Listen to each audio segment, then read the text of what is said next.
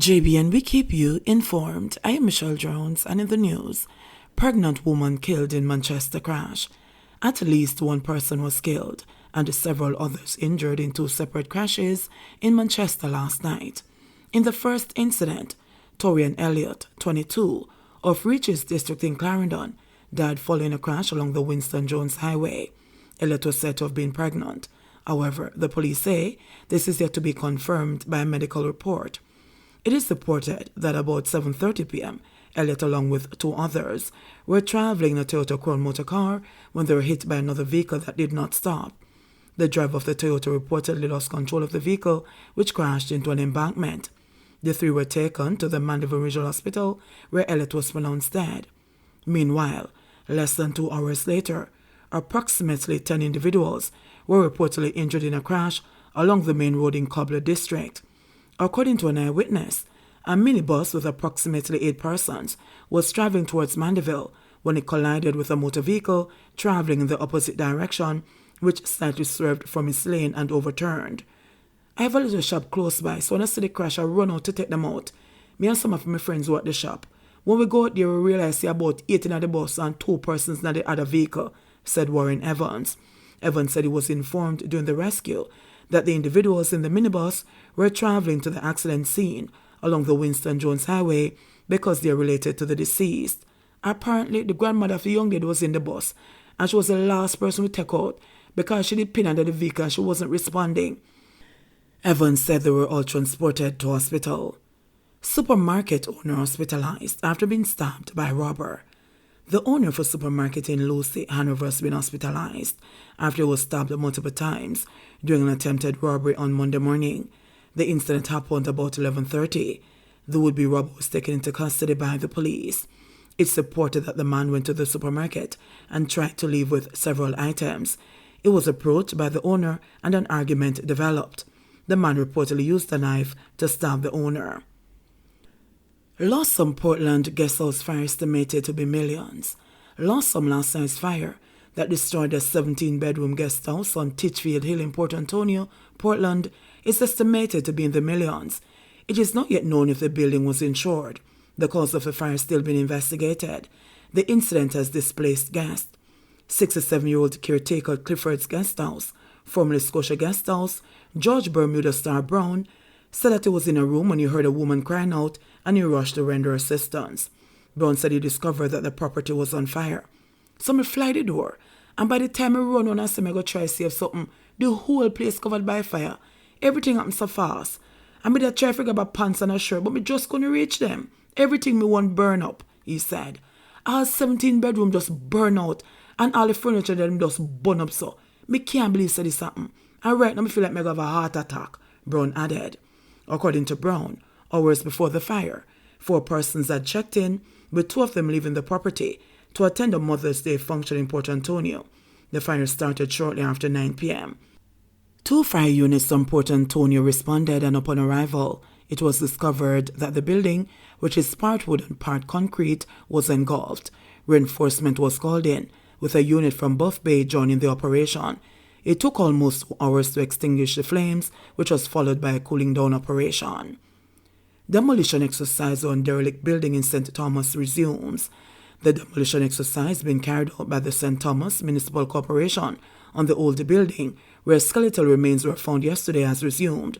The activity was halted yesterday, following the discovery in a section of the building.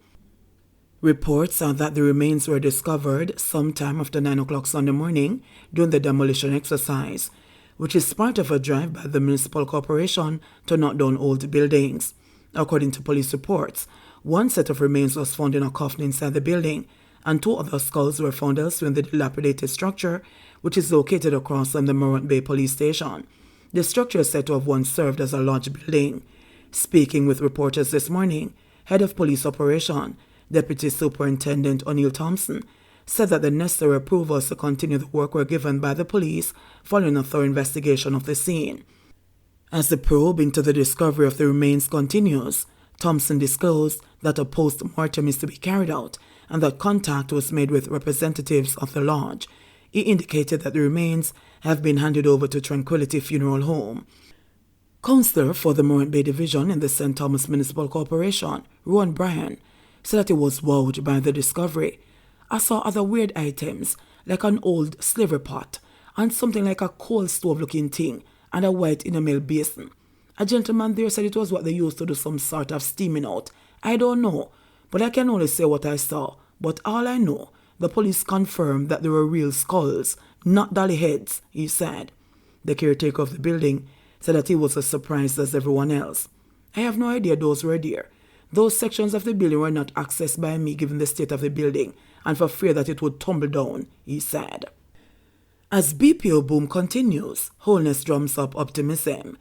Jamaica's business process outsourcing BPO sector has employed an additional 2,000 people with the opening of the Portmore Informatics Park in St. Catherine. The facility, which comprises 4 three-story buildings, was constructed at a cost of $3.6 billion, which included upgrades of the original buildings and parking. It has increased the Port Authority's BPO space in Portmore by 300% and island-wide by 13%. In his keynote address, Prime Minister Andrew Holness said the development was emblematic of the government's support of the global services sector and, more important, its strategic objective to make Portmore Jamaica's 15th parish. It's the fastest growing employment creation endeavor in Jamaica, and regardless of the complaints, it is putting income in the pockets of over 52,000 Jamaicans. It is creating a basis and a ladder for progress, promotion, and prosperity, Holness said.